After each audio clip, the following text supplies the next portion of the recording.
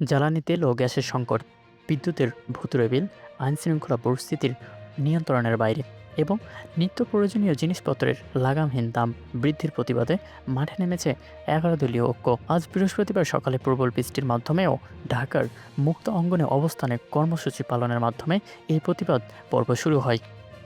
কর্মসূচিতে জামায়াতের ইসলামের আমির ডক্টর শফিকুর রহমান এবং এলডিপির প্রেসিডেন্ট কর্নেল অফ অলি আহমেদ, জামাতের সেক্রেটারি জেনারেল মিয়া গোলাম পরোয়ার এবং জাগফার মুখপাত্র ইঞ্জিনিয়ার রাশেদ প্রধানসহ জোটের শীর্ষ নেতারা সরাসরি উপস্থিত ছিলেন।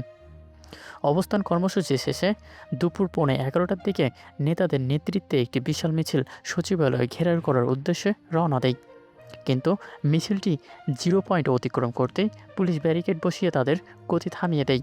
11 দলীয় ঐক্যের এই সচিবালয় ঘেরাকে কর্মসূচিকে ঘিরে এলাকা জুড়ে থমথমে পরিবেশ তৈরি হয়।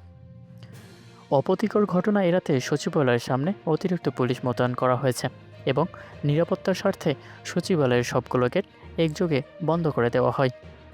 হঠাৎ করে সব গেট বন্ধ করে দেওয়ার কারণে চরম বিপাকে পড়েন সাধারণ মানুষ। জরুরি প্রশাসনিক কাজে সচিবালয়ের আসা সাধারণ নাগরিকদের ঢোকার সুযোগ না থাকায় তারা গেটগুলোর সামনে ভিড় করেন এবং ঘন্টার পর ঘন্টা বাইরে অপেক্ষা করে ব্যাপক ভোগান্তির শিকার হন।